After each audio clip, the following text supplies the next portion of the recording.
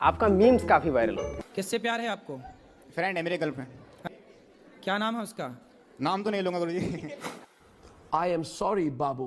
क्यों शर्म आ रही है नाम लेने में? नहीं नहीं फिर पता लग जाएगा ना। बड़ों का नाम नहीं लिया जाता। हाँ जी। आप कहीं भी खोलोगे, कोई भी सोशल मीडिया खोलोगे तो मीम्स काफ़ी ज़्यादा वायरल होते हैं और उसमें ऐसे ऐसे मीम भी आते हैं जो कि फ़नी होते हैं, कुछ कुछ कंट्रोवर्शियल टाइप के होते हैं। तो आप उन मीम्स को जब देखते हैं तो आप इनके बारे में मतलब क्या सोचते हैं? आपको मज़ा आता है या फिर गुस्सा आता है, क्या होता है? जो घर से निकाल देते हैं बेटा बेटियाँ, वो माताएं हैं और 30,000 लगभग 30,000 लोग यहाँ नित्य प्रसाद पाते हैं यहाँ की रसोई में। कोई भी आओ सबको पेट भर भोजन मिलता है।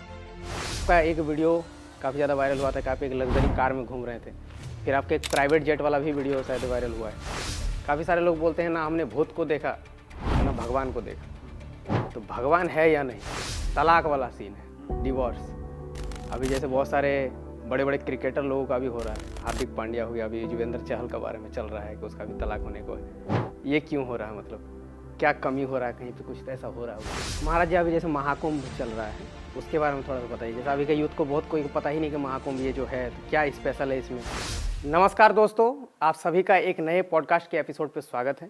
तो आज हमारे साथ जो है वो है अनिरुद्ध आचार्य जी महाराज। महाराज जी, आपका बहुत बहुत धन्यवाद हमारे चैनल पर आने के लिए, और सबसे पहले तो आपको राधे राधे। राधे राधे, जय श्रीमन्नारायण। तो महाराज जी के जो है फेम तो बहुत है, इनके कथा प्रवचन वो तो अलग बात है, लेकिन सोशल मीडिया पे भी महाराज जी काफ़ी ज़्यादा फेमस है। आप लोगों को पता ही होगा, आप इंस्टाग्राम खोलो, फेसबुक खोलो, यूट्यूब खोलो, जहाँ भी खोलो महाराज जी आपको हर तरफ नजर आएंगे।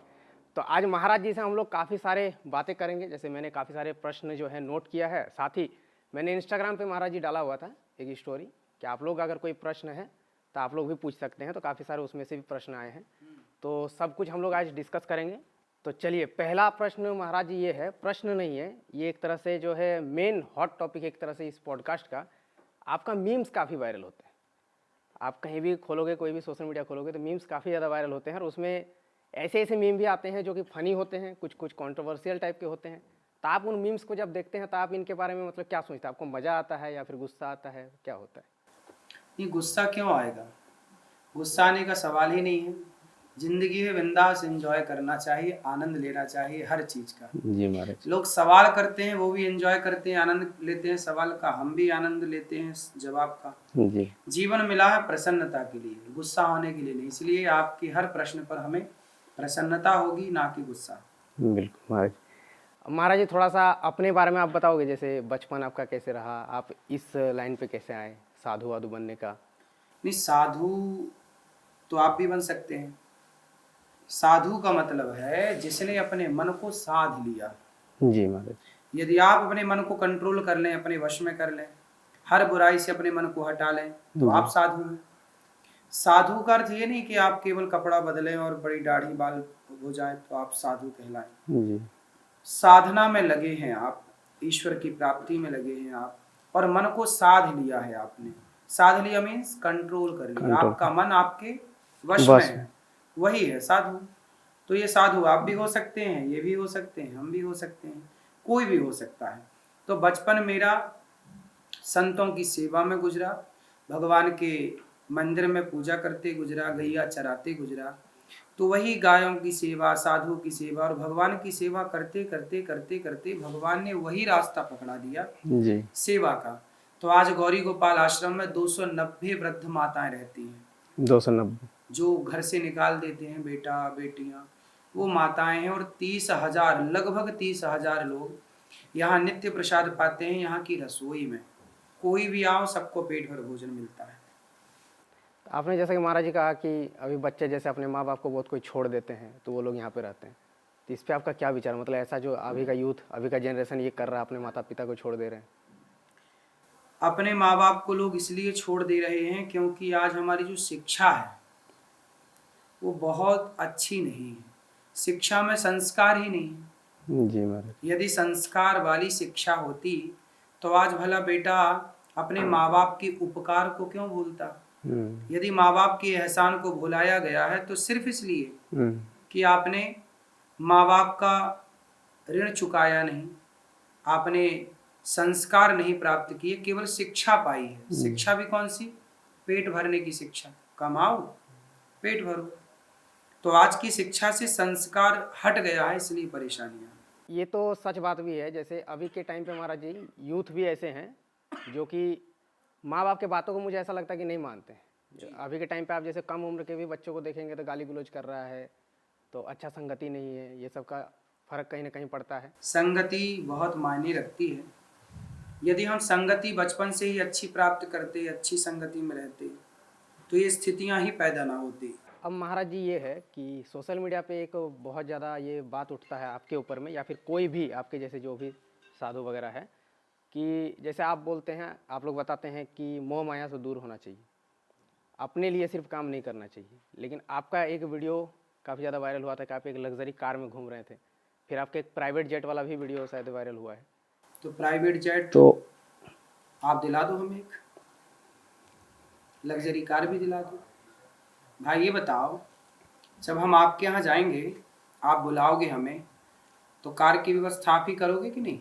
बिल्कुल। फिर तो वो जो कारें होती हैं, वो यजमान जो बुलाते हैं, वो उनकी गाड़ियों में हम बैठते हैं। लोगों को ऐसा लगता है ये महाराज जी की है। इस कन्फ्यूजन में समाज है, तो हम क्या करें? हमारे पास तो अल्टो है, आप चल के देख लो, स्विफ्ट है। फिर तो ये गाड़ियां हैं। आपके घर में हम आएंगे तो आप ना बिठाओगे अपनी गाड़ी में हमें? बिल्कुल महाराज। तो वो गाड़ियां लोगों की होती हैं, जिसके यहाँ जाते हैं कथा सुनाने। अब हेलीकॉप्टर में हमें कोई, हम फ्लाइट में भी बैठते हैं, तो आप क्या ये मान लोगे कि फ्लाइट में महाराज जी की? हेलीकॉप्टर में तो हम बैठते हैं क्योंकि हमें जाना होता है, लोग कराते हैं। आप हमें बुलाओगे कि महाराज जी 1 घंटे के लिए आप आओ, तो व्यवस्था कौन करेगा? हम करेंगे। हाँ, तो फिर आप हेलीकॉप्टर भेजो, चाहे गाड़ी भेजो, चाहे साइकिल भेजो, वो आपकी है ना दिक्कत। मतलब जो वीडियो वायरल लोगों का है, लेकिन अब समाज को अब ये समझाना भी पड़ रहा है। अगर मेरे अनुसार तो ऐसा है कि अगर आपके पास अगर लग्जरी कार है भी, अगर आपके पास अगर होती या फिर है, तो उसमें मतलब इसका कोई मतलब ही नहीं है किसका? कि जैसे मोह माया से नहीं रहना चाहिए। मतलब आपका मैंने ये प्रश्न किया था कि आप लोग बता दें मोह माया से दूर रहना चाहिए, लेकिन साधु लोग बोलते हैं कि खुद ही तो लग्जरी कार में घूम रहा है, सब कुछ ले रहा है। मोह माया से दूर रहना चाहिए कौन कहता है? कब के लिए कहा जाता है? किस परिस्थिति के लिए कहा जाता है? जी। मोह माया से दूर रहना चाहिए। क्या है मोह माया? बताइए, कौन सी मोह माया? कब के लिए ये बात कही गई है? इसको समझने के लिए अक्कल चाहिए। जी महाराज। और आज अक्कल तो है ही नहीं कुछ लोगों के पास। ऐसा है कि मोह माया क्या है? देखो, मोह कहते हैं जरूरत से ज्यादा अटैचमेंट, है ना? जरूरत से ज्यादा, ये मेरा बेटा पोता, मेरा बेटा पोता, ये जरूरत से ज्यादा अटैचमेंट को ही मोह कहते हैं। और माया क्या है? माया किसे कहते हैं? आप बताओ, माया किसे कहते हैं? नहीं है नॉलेज मुझे तो। नहीं है। माया कहते हैं जो है नहीं पर दिखाई दे। आप बताओ वो क्या है जो है नहीं पर दिखती है? क्या है बताओ? जो है नहीं पर दिखती है। पर दिखती है, क्या है वो? है नहीं बट दिखाई पड़ती। नहीं पता। जैसे शाम के समय आपको अंधेरा जब हल्का हल्का होता है, तो रस्सी में सांप नजर आता है। रस्सी में क्या दिखता है? सांप नजर आता है। रस्सी में सांप दिखता है। तो रस्सी में क्या दिखा? सांप। सांप। तो क्या वहां सांप है? नहीं है नहीं, पर दिखाई पड़ता है। क्या दिखा आपको? सांप। सांप। पर है क्या? रस्सी। है नहीं सांप, पर दिखाई पड़ रहा है सांप। यही माया है, जो है नहीं पर दिखाई पड़े। जैसे आपका हाथ कहाँ है? आपकी आंख कहाँ है? आपका कान कहाँ है? तो आप बताओ, ये आंख आपकी है? जी है। कान आपके हैं? जी। यदि आंख आपकी है तो आपको कम दिखाई पड़ने लगा, आपने रोका क्यों नहीं? कान आपके हैं तो बहरे हो गए लोग, तो लोगों के कान थे तो रोक लेना था ना कि भाई मेरा कान बहरा क्यों हो रहा है? इसका मतलब ये हुआ कि ये कान जो आप कह रहे हैं मेरा है, ये आपका नहीं। यदि आपका होता तो आंख में दिखना कम कैसे हो गया? कान में सुनना कम कैसे हो गया? फिर बुढ़ापा क्यों आता है लोगों का? अब कौन चाहता कि मैं बूढ़ा हो जाऊं? सब चाहता है कि जवानी रहे, फिर भी बूढ़ा होता है। क्या है ये? यही है माया। है नहीं, शरीर आपका है नहीं, आंख आपकी है नहीं, पर आप मानते हो मेरी। यही माया है। जी महाराज। ठीक है। तो माया का मतलब, माया छोड़ो मतलब संसार का अटैचमेंट छोड़ो। मोह छोड़ो, कृष्ण अपने हैं ये जानो, जी। है ना। माया मतलब केवल पैसा नहीं होती, आप लोग मतलब माया मीन्स पैसा मान पैसा, लो। लग्जरी लाइफ, गाड़ी है ना? घोड़ा घर। पैसा का मतलब ये होता है कि पैसा एक जरूरत है। कहते हैं ना मोह माया छोड़ो, मोह मतलब अब हम लोग किससे अटैचमेंट है बताइए। काम करते हैं, 290 माताएं हैं, सभी के पांव दबाते हैं, हजारों लोग नित्य रसोई में प्रसाद पाते हैं, सब सेवाएं नित्य होती हैं। मोह किससे हुआ बताइए। बिल्कुल। और माया क्या है, कहाँ माया में उलझे हैं बताइए।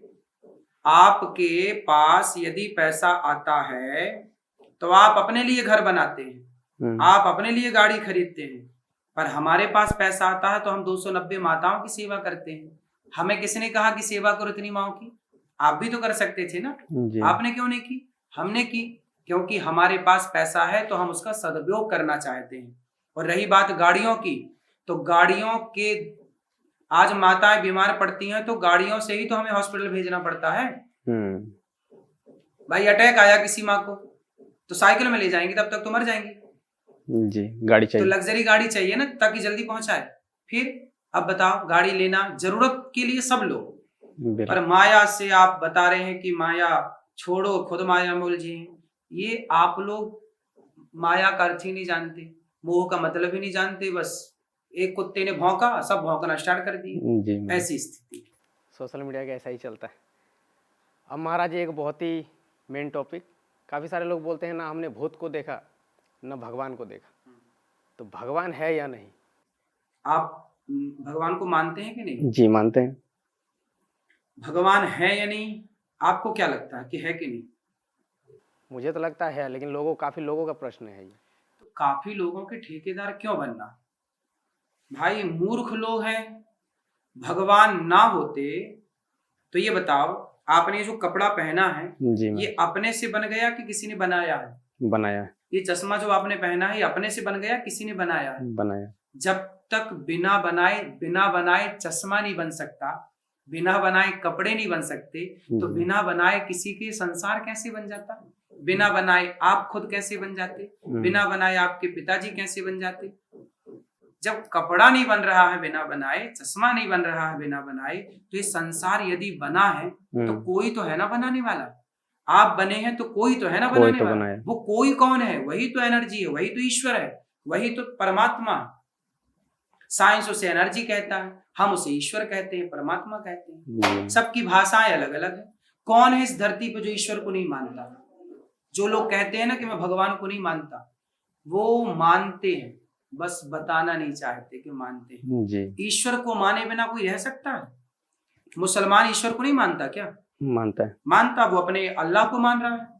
क्या ईसाई ईश्वर को नहीं मान रहा? मान रहा, वो अपने यीशु को मान रहा है। क्या बौद्ध नहीं मान रहे हैं? बिल्कुल बुद्ध को मान रहे हैं। क्या हिंदू नहीं मान रहा? बिल्कुल रामकृष्ण को मान रहे हैं। इस धरती पे कौन है बताइए जो ईश्वर को ना मानता? हाँ, सबके तौर तरीके अलग अलग, रास्ते अलग अलग है, पर मान सब एक को रहे हैं। उस एक ईश्वर की सत्ता को सब स्वीकार कर रहे हैं। जो नहीं स्वीकार करते वो मूर्ख हैं। अब उन मूर्खों की चर्चा अपन क्यों करें? वैसे भी जब इंसान महाराज जी जब विपत्ति में पड़ता है तो वो तो भगवान का ही नाम लेता है, क्योंकि उसको फिर और कुछ नजर नहीं आता। जब विपत्ति में पड़ता तभी नाम लेता है, इसलिए विपत्ति भी आती है जी। यदि सुख में दुख में सुमिरन सब करे, सुख में करे ना कोई, और जो सुख में सुमिरन करे सो दुख काहे को होए। सुख में कर लेता तो दुख आती ही नहीं। चलिए, बहुत ही अच्छा था ये आंसर जो है, काफ़ी अच्छा था कि भगवान है या नहीं। ये प्रश्न मतलब बहुत लोग पूछते हैं कि हम कैसे माने कि भगवान है या नहीं। उनसे बोलना कि भाई ये संसार चल रहा है तो कौन है इसके पीछे? चलाने वाला कोई तो होगा, कोई तो है। आपकी आंख सही जगह पर लगी, क्यों लगी? यहाँ लग जाती माथे, यहाँ लग जाती। कोई लगाने वाला था सही जगह, तब ना सही जगह लगी। इसलिए कोई है। आपका दिल धड़कता है, किसकी एनर्जी से धड़क रहा है? कहते हैं दिल धड़कता है तो शरीर काम करता है। तो दिल धड़कता है तो शरीर की एक्टिविटी होती है। तो दिल किससे धड़कता है? क्या एनर्जी है वो?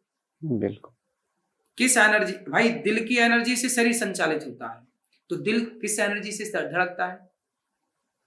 कोई तो होगा, कोई तो है जो उसको भी एनर्जी दिए पड़ा है। उसी को कहते हैं आत्मा, जो परमात्मा सबके भीतर आत्म तत्व के रूप में घुसा हुआ है। महाराज जी आजकल जो है, अभी के टाइम पे आप भी देख रहे होंगे कि जो ये तलाक वाला सीन है, डिवोर्स, अभी जैसे बहुत सारे बड़े बड़े क्रिकेटर लोगों का भी हो रहा है, हार्दिक पांड्या हो गया, अभी युजवेंद्र चहल का बारे में चल रहा है कि उसका भी तलाक होने को है। ये क्यों हो रहा है, मतलब क्या कमी हो रहा है, कहीं पे कुछ तो ऐसा हो रहा होगा? आपकी शादी हो गई? जी, आपका क्या विचार है? अभी तो सब कुछ सही है, हमारे बेटी है 2 महीने की। ठीक है, भगवान करे अच्छा रहे। तलाक इसलिए होता है क्योंकि पुरुष और स्त्री एक दूसरे पर समर्पण नहीं कर पाते। यदि स्त्री समर्पण कर दे और पुरुष भी समर्पण कर दे, एक पति के सिवा कोई दूसरा ना हो और एक पत्नी के सिवा कोई दूसरा ना हो। यदि समर्पण एक में है कि एक पत्नी है मेरी बस, दूसरा कोई नहीं, एक पति है मेरा, दूसरा कोई नहीं, यदि समर्पण है रिश्तों में, तो समर्पण रिश्ते में यदि है और फिर आपके घर में यदि पैसे कम है तो चल जाएगा, आपका घर नहीं है किराए से है चल जाएगा, आपके पास अच्छे कपड़े नहीं है पहनने को चल जाएगा, भरपेट रोटी नहीं है खाने को चल जाएगा। लेकिन स्त्री कभी ये नहीं चाहती कि मेरा पति किसी और के संग रहे। वो गुजारा कर लेगी कम कपड़ों में, वो गुजारा कर लेगी कम खाने पीने में, वो गुजारा कर लेगी किराए के घर में, लेकिन वो सोने की लंका आप दे दो पत्नी को, पर आप अपनी पत्नी के अतिरिक्त भी पराई स्त्री के चक्कर में है, तो फिर पत्नी, बिल गेट्स की पत्नी ने भी तो तलाक दे दिया बिल गेट्स को 27 वर्षों के बाद। बिल गेट्स तो दुनिया का सबसे धनवान व्यक्ति है, इतना सारा धन है, वो तो एक देश खरीद सकता है एक दिन में, इतना पैसा है। लेकिन उसकी पत्नी ने यदि पैसे से प्यार होता तो पैसा तो बिल गेट्स के पास खूब था जी। पत्नी ने तलाक क्यों दे दिया? क्योंकि एक स्त्री धन नहीं चाहती, पति को चाहती है, और पति को ऐसे चाहती है कि जैसे हमारा समर्पण आपके लिए है आपका भी हो। तो आजकल रिश्तों में समर्पण नहीं हो पाता। पहले ही लिव इन में रह करके, पहले ही यहाँ वहां 17 जगह मुंह मार के व्यक्ति अपना चरित्र बिगाड़ लेता है, और जब चरित्र बिगाड़ करके जब वो शादी करता है तो फिर वो जिसका चरित्र ऑलरेडी पहले बिगड़ चुका है, वो फिर एक में कैसे रहे, चाहे वो स्त्री हो या पुरुष।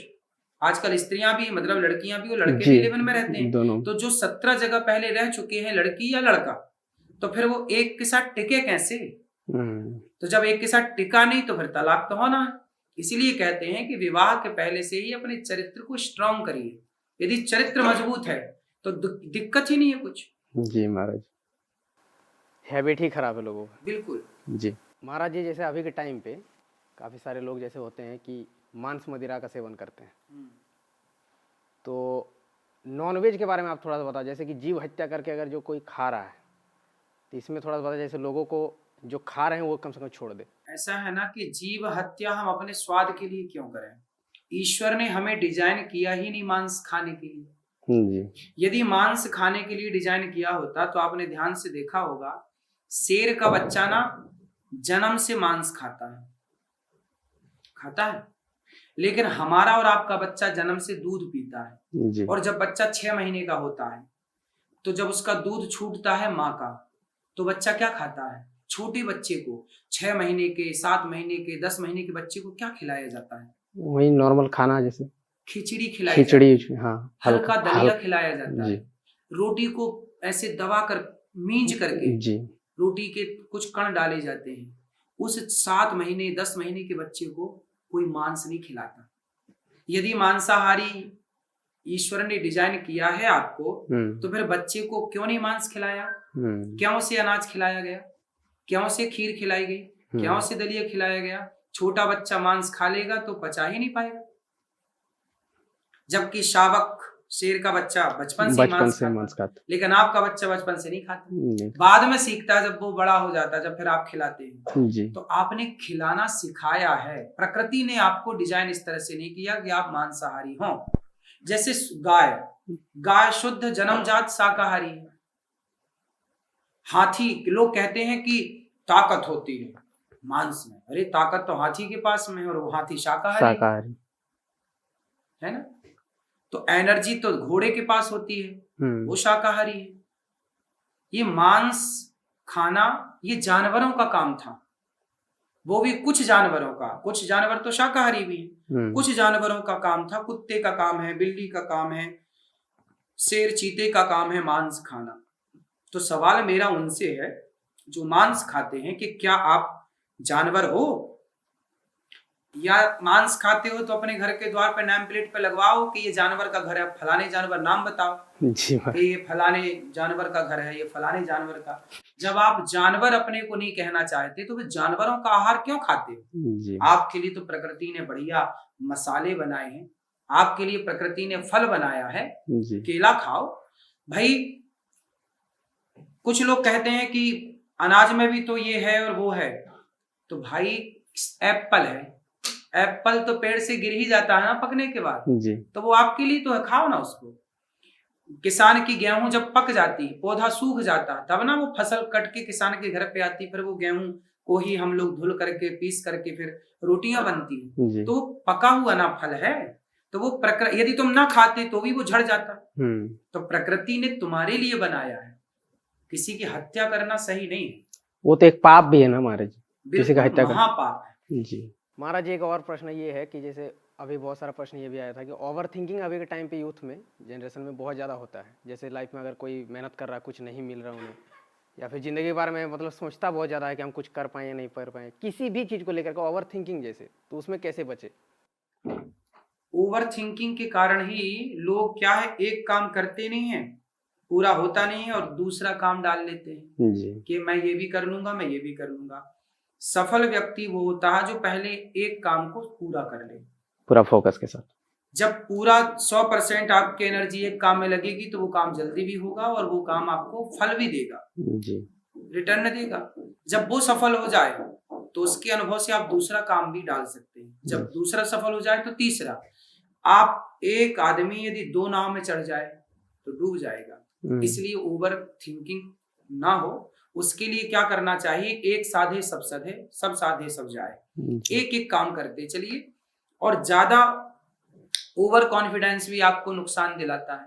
कॉन्फिडेंस होना चाहिए, आत्मबल होना चाहिए, जी लेकिन आप जरूरत से ज्यादा जब ओवर कॉन्फिडेंस रखते हैं तो फिर आप गिरते हैं।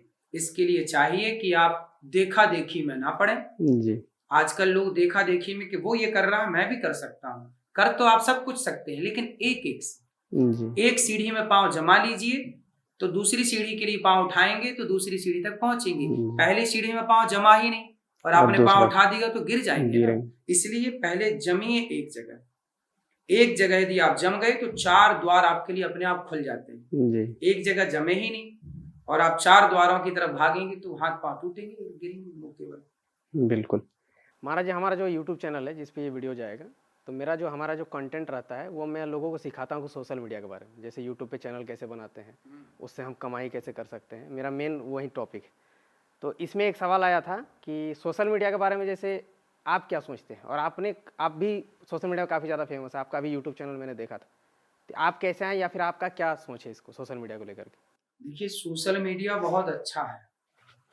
आज घर बैठे सोशल मीडिया ने काम दे रखा है सबको। जी महाराज। लाखों रुपए लोग कमा रहे हैं सोशल मीडिया से। आपके पास यदि देखो, वही है ना, कुछ लोग अपनी एनर्जी गलत जगह वेस्ट कर रहे हैं, कुछ लोग सही जगह लगा रहे हैं, तो वो उसी एनर्जी से पैसे कमा रहे हैं। लोग मोबाइल चला रहे हैं लेकिन कुछ लोग उसी मोबाइल से पैसे कमा रहे हैं। तो ये तो समझ है कि आप पैसे कमाएं, और यदि आपको पैसे कमाने के लिए यूट्यूब ने प्लेटफॉर्म दे रखा है और अन्य लोगों ने आपको दे रखा है स्थान, तो आप उसका लाभ लीजिए और पैसे कमाइए। अच्छी चीजें उस पर, अच्छे चीजों को आगे बढ़ाइए, अच्छे से आगे बढ़िए, निश्चित आप अपने लक्ष्य को पाएंगे।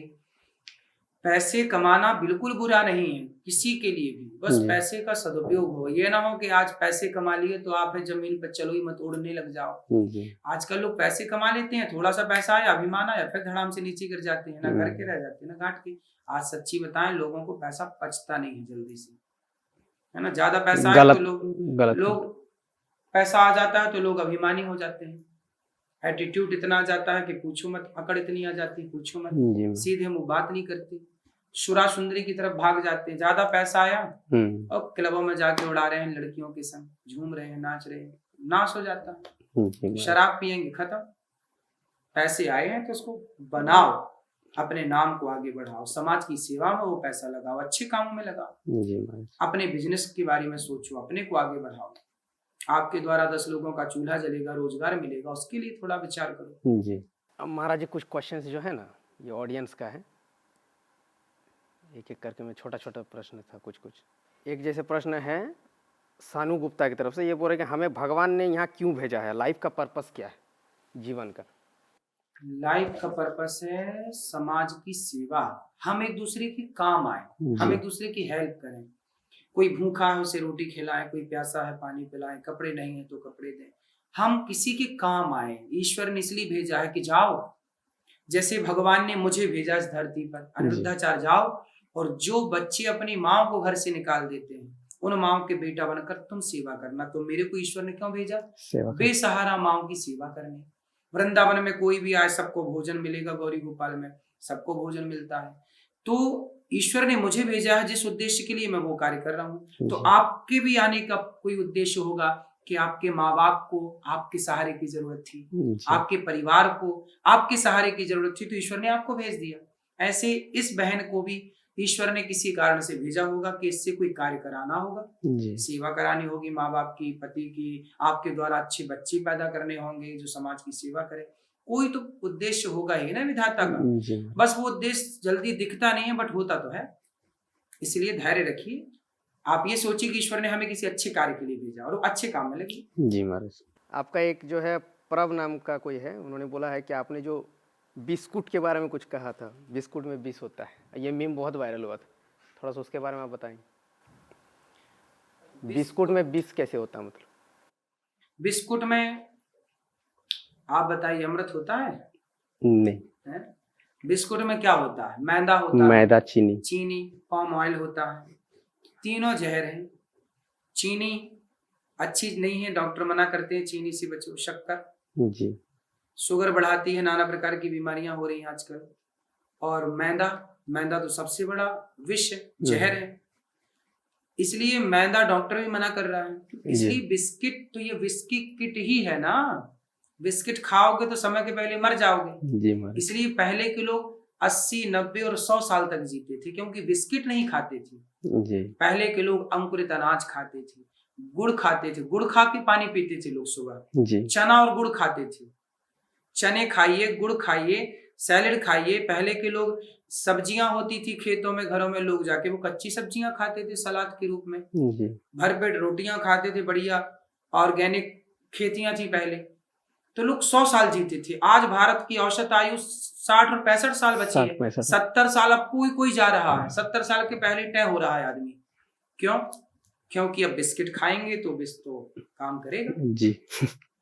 महाराज जी, अभी जैसे महाकुंभ चल रहा है उसके बारे में थोड़ा सा बताइए। जैसे अभी के यूथ को बहुत कोई को पता ही नहीं कि महाकुंभ ये जो है, तो क्या स्पेशल है इसमें या फिर कुछ? ये महाकुंभ जो है हर 12 वर्ष में एक बार आता है।